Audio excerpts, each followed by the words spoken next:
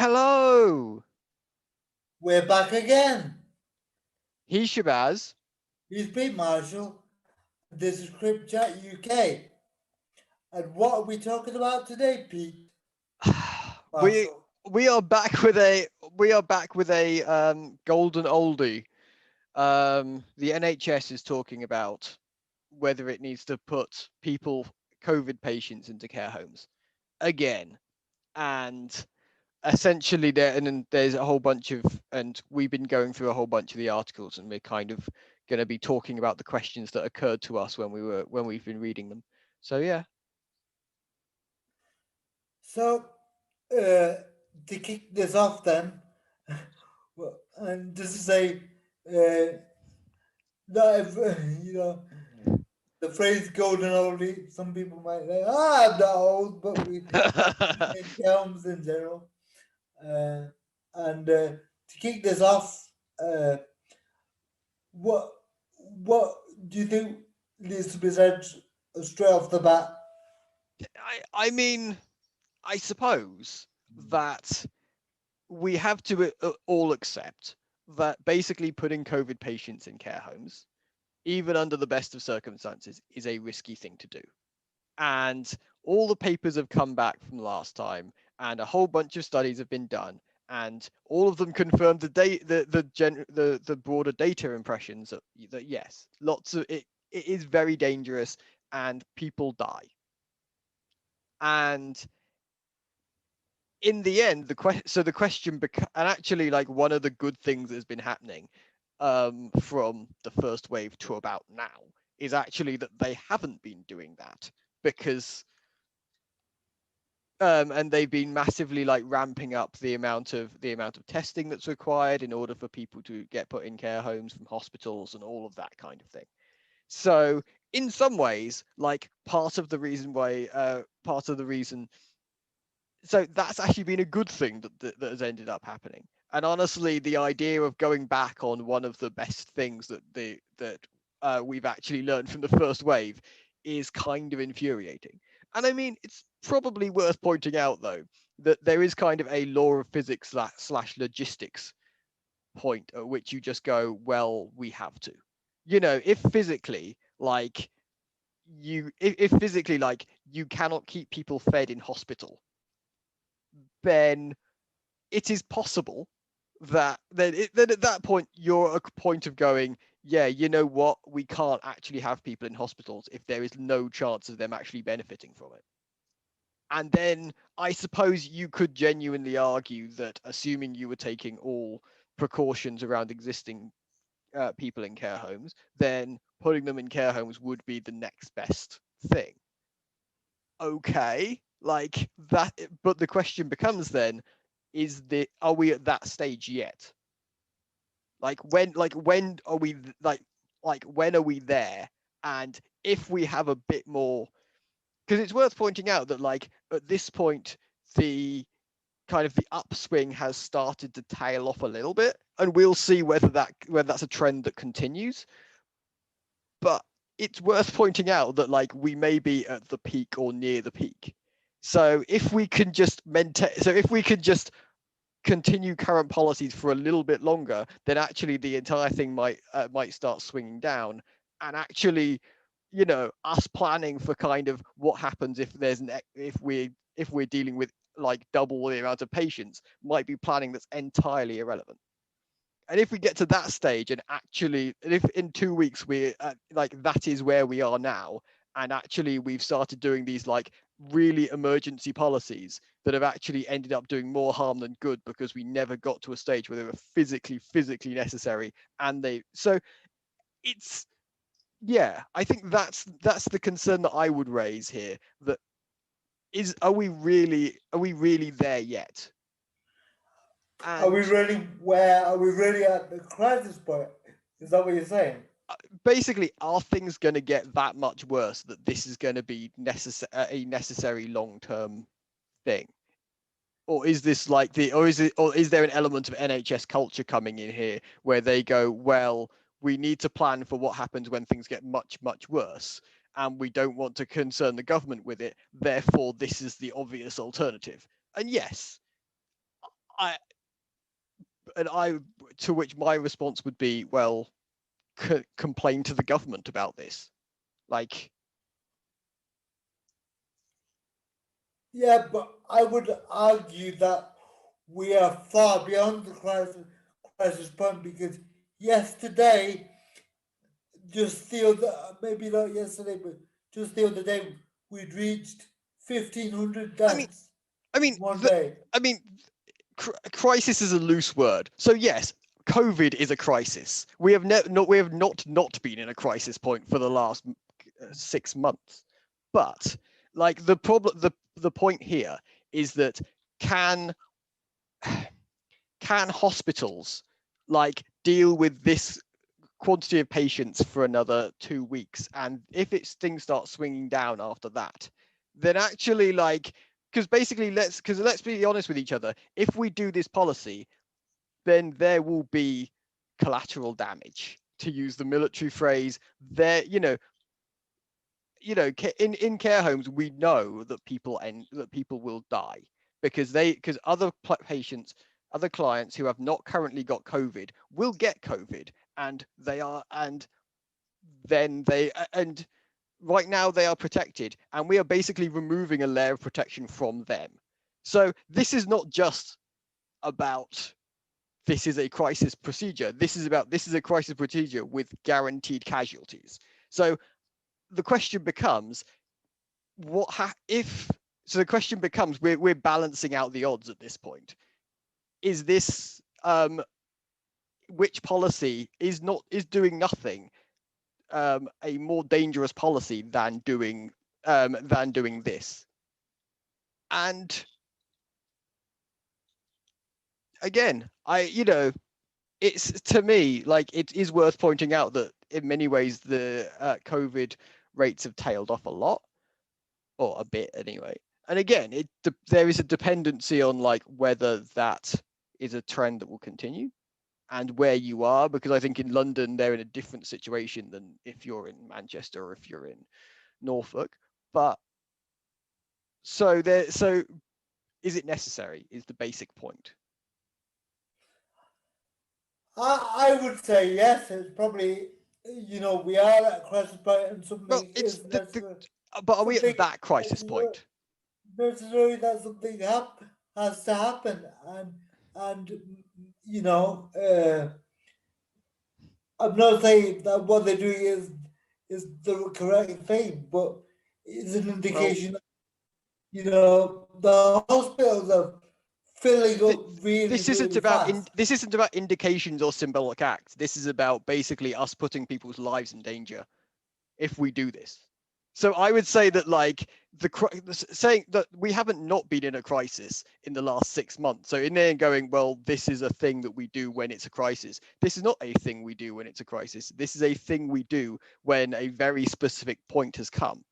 And in the end, this is also a thing we do when, to some degree, if you look at the Nightingale hospitals, because there I think is the most kind of, essentially, COVID hospitals are kind of barely being used. And there's a massive debate about whether they can be used and whether they should be used. Because because in a sense, there is a massive thing about staffing problems around Nightingale hospitals. And so if there isn't enough staff, then obviously the fact that they have these beds is not of that much use. If there is enough staff, then actually, like, you could move the people that could move people to these places.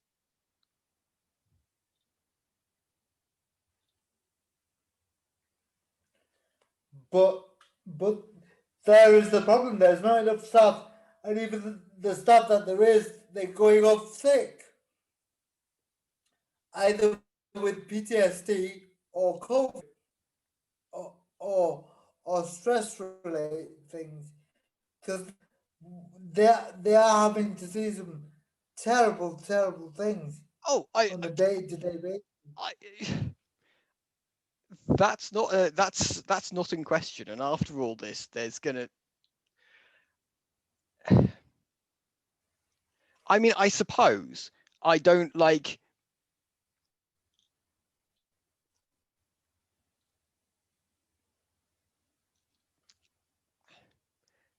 If things don't, I am not convinced that we're not at a peak.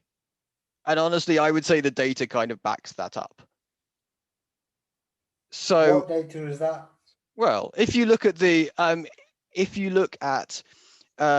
latest COVID data, then actually many areas are leveling off in terms of infection rates.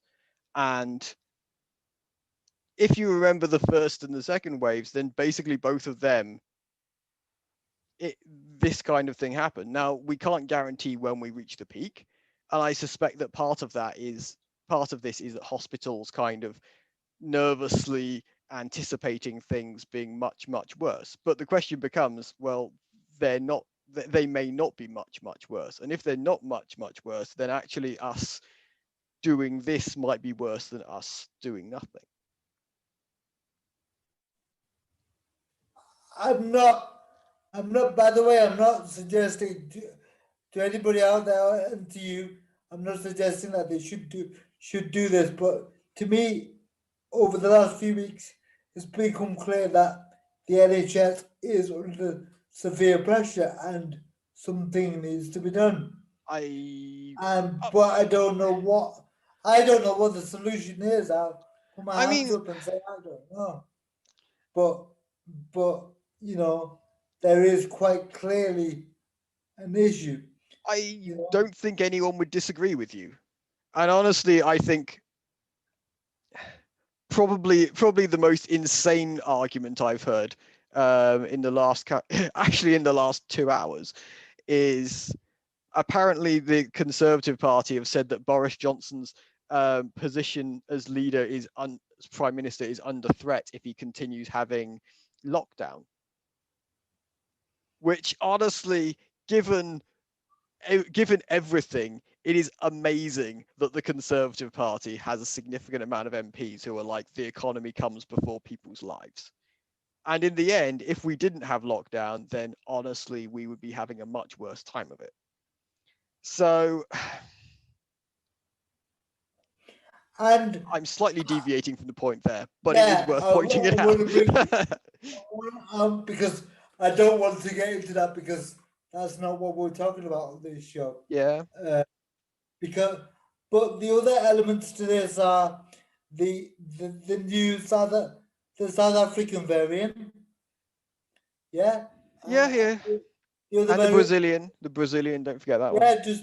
Just today I heard about the Yeah. Brazilian variant, and they're hopefully stopping uh, people coming from there. But even with some of the policies that they're coming out with, say anybody who comes into the country needs to have a negative test. They've said they're going to put that off for a few days to let business get his head around it. So then again, it's the Conservative Party yet again bringing business before health, really, and you know it's hard to get away from. But what I wanted us to discuss was, well, how do you think we should fix this problem? I mean, a lot of the problem here is that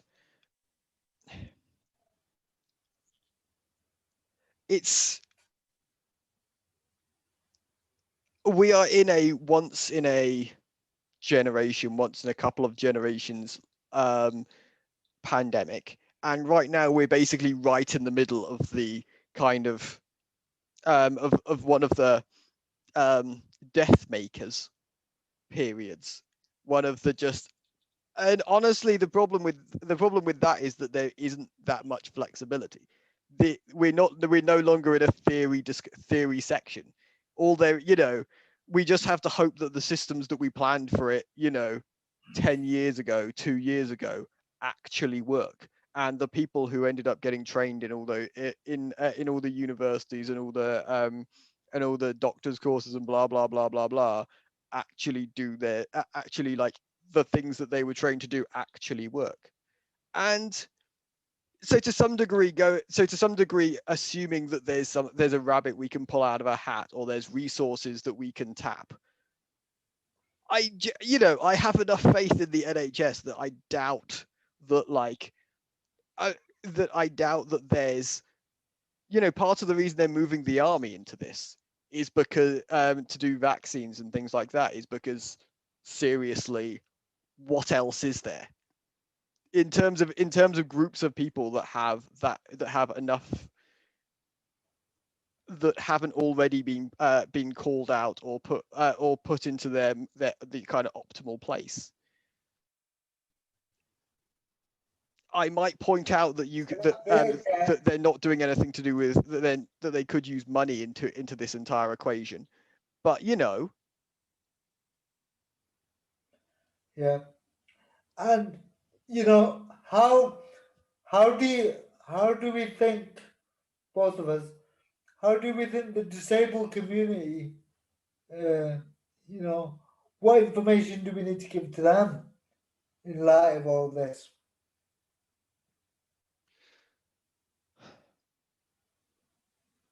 I mean, in a sense, like, stay locked down. Yeah. There's not a lot that I mean, actually, the most disturbing thing in the Brazilian, again, I don't want to terrify anyone unduly because this is kind of preliminary discussions, but in the Brazilian variant, they were saying that it's less that vaccines work less effectively on it, Yeah. which is decidedly not good. Hmm. If our strategy kind of in the medium term for this is to use vaccines a lot. Although it is worth pointing out that our vaccine system you know, it's been getting much better, shall we say. But without delving into the vaccine thing too deeply, even with the vaccine, there's been problems. There's been problems of supply. There's been arguments over whether to give it over 3 weeks or whether to give it over 12 weeks when they've already been tested for to give them up with 3 weeks apart. I mean, There's a I, whole I, I host. think I think in a sense we're into a question um of the wheat from the chaff in all this, and I think to some degree the government was always going to want uh to do this as quickly and cheaply as possible, and then the NHS was always going to go, yeah, you realize that's a very bad idea, right? Doing these things off label is not is and then they kind of gave in. And honestly, the government was you know so I think in a sense, like, I tend to be like, well, none of these systems like go without a hitch, and especially when we talk about massive logistical things like this, then there's always vast amounts of confusion and vast amounts of like people running around with their hair on fire. I And honestly, it's already been said that we don't particularly have a prime minister who's good at logistics or good at like actual policy. So in that sense, I think that there was never a universe in which the vaccine was gonna go without hitch. It has gone shockingly well, given all of what I just said. Like, I don't think it's gone shockingly well. Any of it. I was shocked by how well it went, given the But first wave. But okay, but at this point we're over 100,000 people dead in this country. we voted for Boris Johnson. Boris Johnson did what he was going to do. Like, in the end, at some level, like, I'm not shocked because I think it was good. I'm shocked because of what the reality was almost certainly going to be. So, in that sense, like, I suspect it's a difference in expectations. Yeah. Well, I don't expect in any time 100,000 people to die from a virus, which without, I think if we had better messaging and the things done a lot earlier, we could have reduced that number severely. That's my opinion. Of course, but that's assuming that Boris Johnson isn't the prime minister. So at that point, like, Yeah, but we're talking about the prime minister. There are people around him as well, you know. yeah, but the prime minister chooses them. Like in the end, it's kind of, I I would love, I it's interesting. They were talking. There was some discussions about like where they were talking about on tyranny, and they were talking about like, and they were talking about what should you do if you get chosen by the Trump administration and they ask you to go for a job, should you go for it? And there was this vast amounts of like, do we, and it's a slightly different situation, but basically that one of the points that one person put forward was, why did they choose you?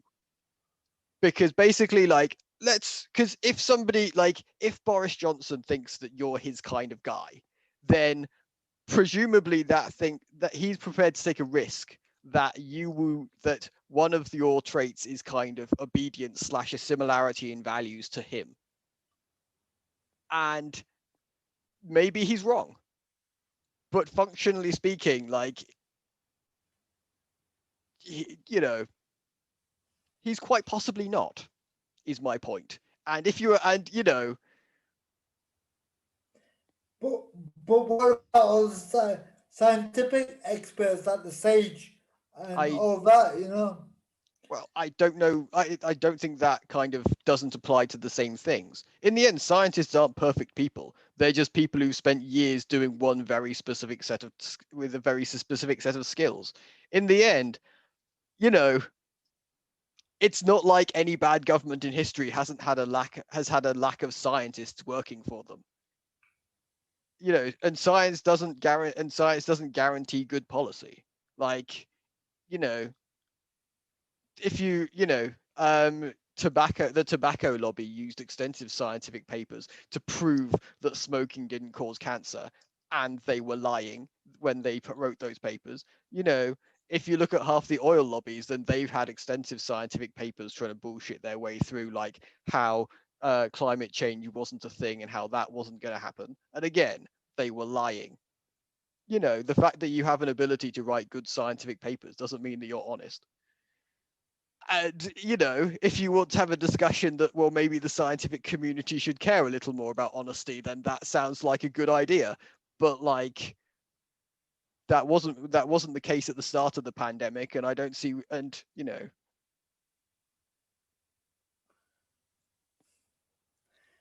Going back to the cows issue, is there anything else we need to say about it? Because one of the things that I wanted to say was in one of the articles that I was reading, they were talking about insurance oh yeah, yeah, and yeah. the cows not being willing to pay the extra insurance costs, I mean, and they wanted the health department to pick up the bill.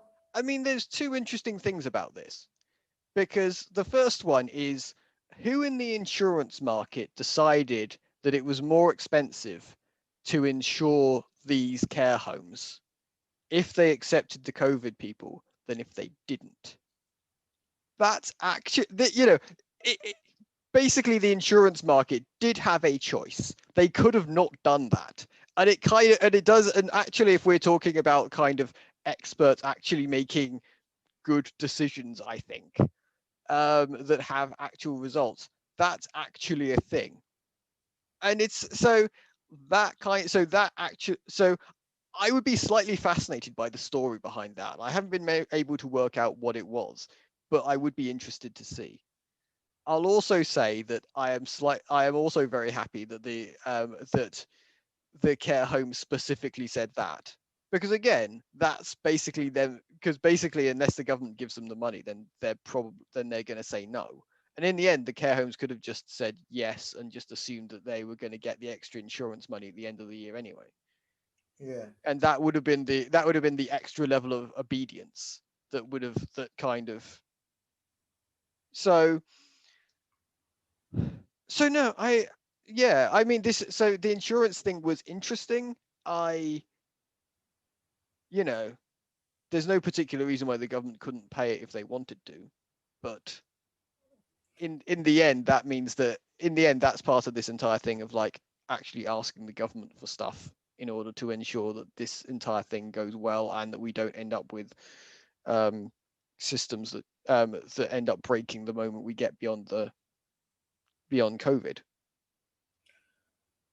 And the other element to this that I've been, well, not fascinated with, but interested in, is the rapid test, the lateral flow test. Yeah, How they're not very accurate, and how in schools, for example, when they were doing lateral flow tests, they wanted people to take them twice, to improve the chances of them being accurate.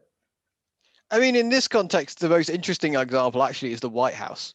Everyone who went into the White House had to have one of these lateral things, and part of the reason why so many people were getting COVID in the White House was, and part of the reason Donald Trump got COVID was because these lateral flow tests weren't that good.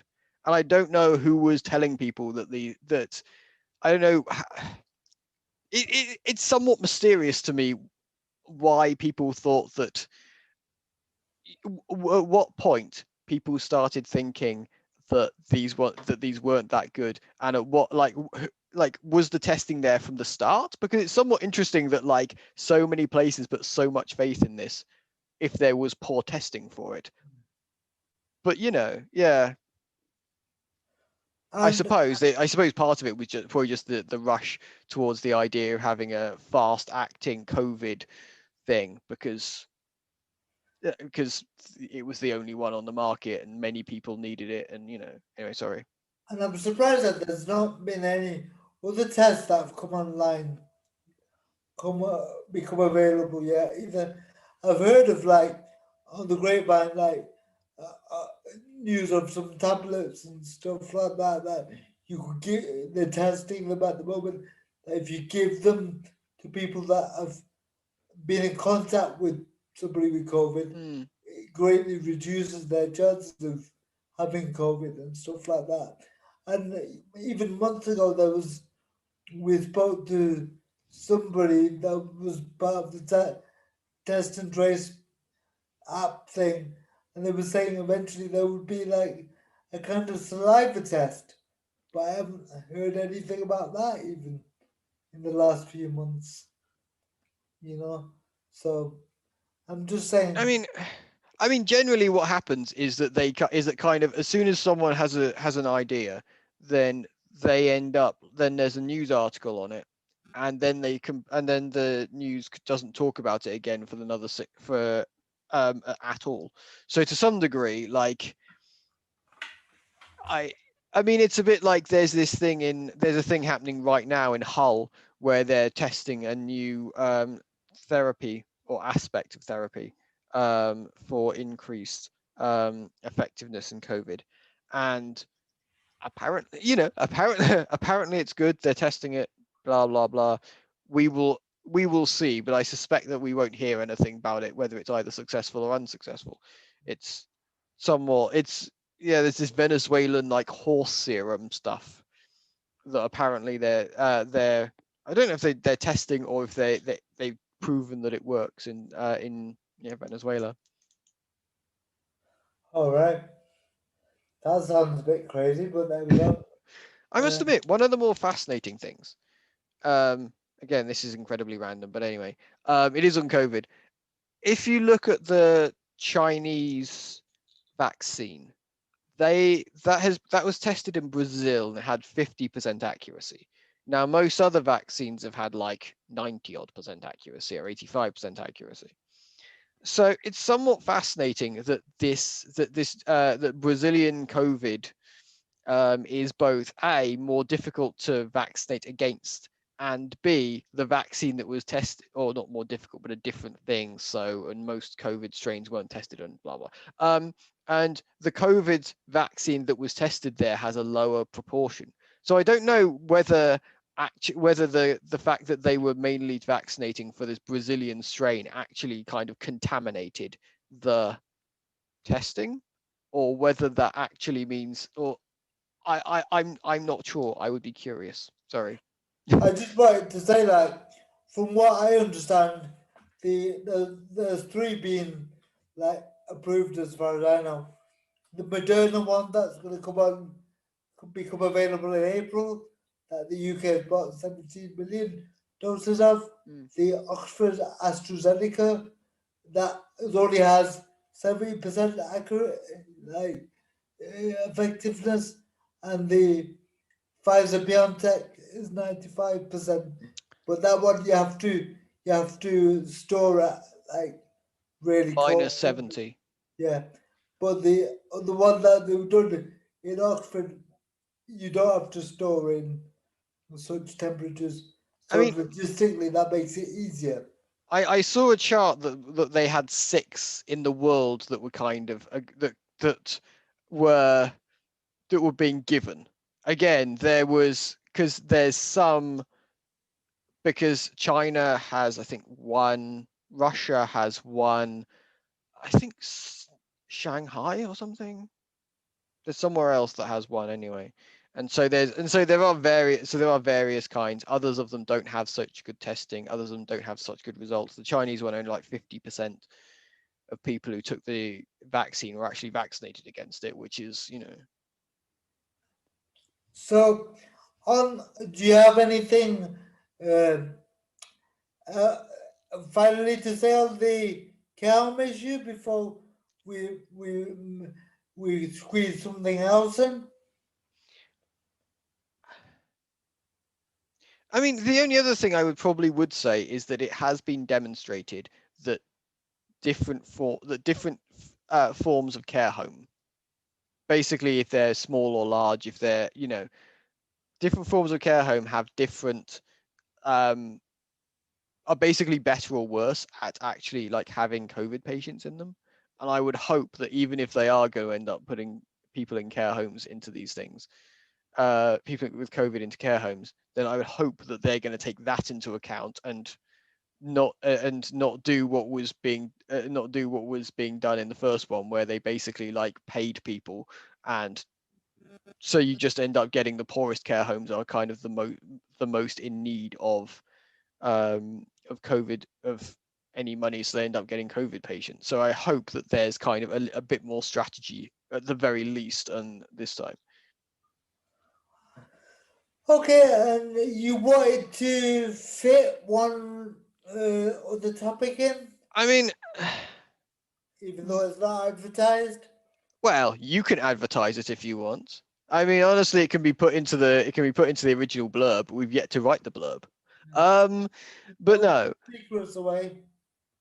So basically, the government has put out a mental health reform act, and actually is currently doing consultations for the Mental Health Reform Act, which, and on the one hand, it is good to hear them reforming a system which needs reform, and on the other hand, and on the same hand, it was You do they're put have you do have two hands. You do realize that, don't yeah, you? but like normally when you say with one hand and with the other hand, it's like good and bad. Yeah, yeah. And like I kind of like, yeah, but this is good too, so it would kind of completely ruin the metaphor. But anyway, Okay.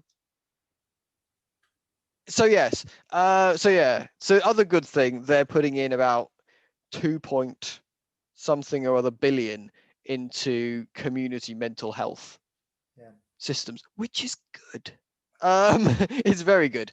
But yeah, I mean, I have a natural skepticism for whatever this for this, and we're going to see how well it ends up working. I would And just say there's a consultation happening. So in the end, if anyone has any opinions on it, then they can comment on the government consultation. They are asking for you to put forward your opinions. So And can I just clarify? Is this for UK residents only? I mean, do you mean English or do you mean